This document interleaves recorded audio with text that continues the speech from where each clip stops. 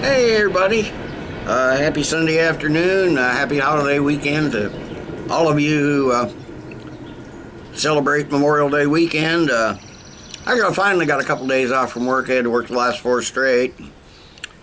I wasn't sure if I was going to be able to get outside today. Woke up to thunderstorms. We've been having storms all day. Finally got a break. No thunder, no lightning. I put some ribs on the smoker, and I didn't think it was even going to get up to heat. It was raining so hard that the smoker stayed cold, but it's warming up now, so added some more wood. It was hard to find dry wood, that's for sure. But I'm going to do, I was in the mood for a sour. So I pulled one out that I got a couple months ago on my out of town trip, one I've never had before, the Petrus Aged Pale. On the website, they don't have much about each individual beer, but it says the Bavik Brewery supplies a fabulous range of special beers under the name Petrus. Each of these high fermentation beers reflects the brewing art of the master brewer. The whole Petrus family is renowned both nationally and internationally, and can be classed without a doubt among the very best beer brewed.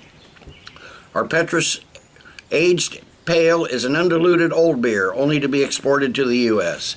Comes in at 7.3% ABV. There's some little print on a little bit more about the beer on the bottle. Let me read that. It says this dry hopped oak-aged sour ale is something special. 15 spectacular 25,000 liter oak vessels have been erected inside the famous Petrus aging cellar within Brouwerij Bavik. The beer is brewed and then aged in these vessels to mature for between 20 to 30 months. The product emerges with an oaky aroma with hints of sherry and fruit, among a depth of other flavors which make this beer pair well with many spicy dishes. The finished product is the mother beer that was once only used as a blend to produce other Petrus brands.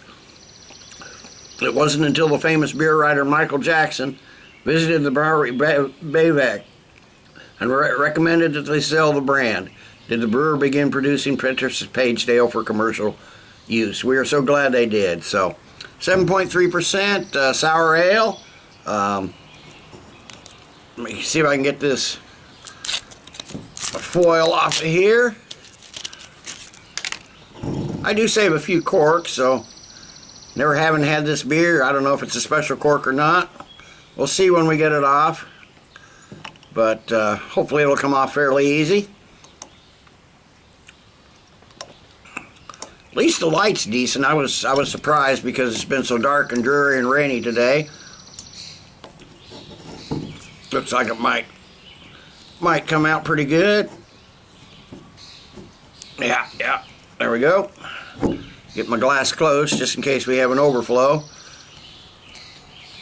I'm not sure if this is bottle conditioned or not. Oh, nice little pop, nice little smoke. No overflow, so we're good to go. Let me give this a pour.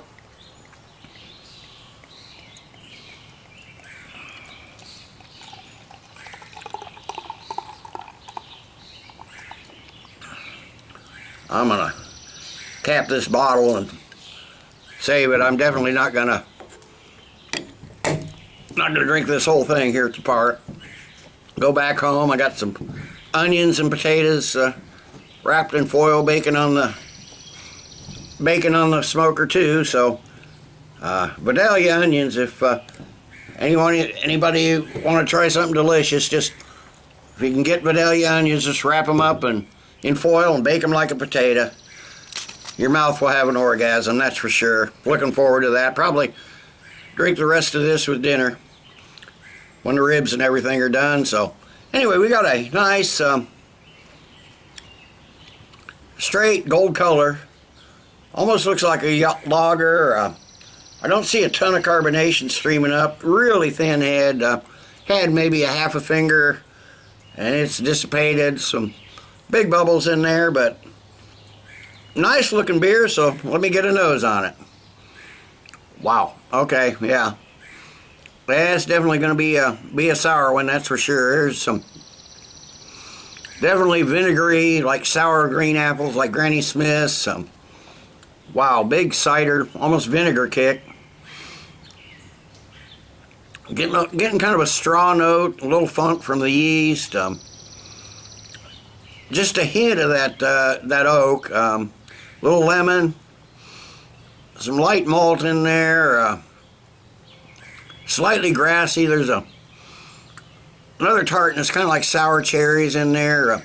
It smells slightly sweet, but boy, it's definitely going to be a sour one, that's for sure. So let me give it a taste.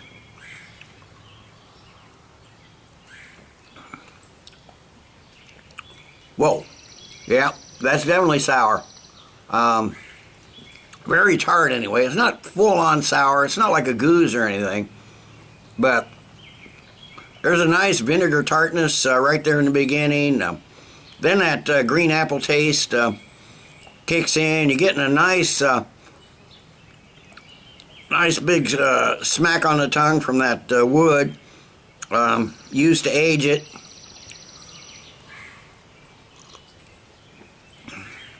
Got some sour cherries in there too. Boy, this is like I said, it's really, really tart, but I wouldn't say it's a full-on sour. But if you like sour, it's pretty darn good so far. Mouthfeel's a bit thin. Carbonation is light, light to moderate carbonation.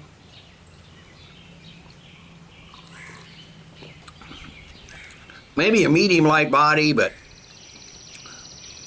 it's going to be a slow drinker. I'm getting just a hint of the 7.3% ABV, but it's not too bad. But let me sip on this a while. Definitely going to be a sipper, that's for sure. And I'll come back after a while with the final thoughts and grade. Okay, I'm back. It's been 20 minutes or so. I've just been sipping on this. This is definitely a real sipper.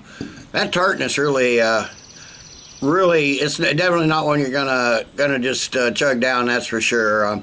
Definitely a sipper. I'm thinking this is gonna go good with these ribs and stuff that I'm getting, that I'm cooking.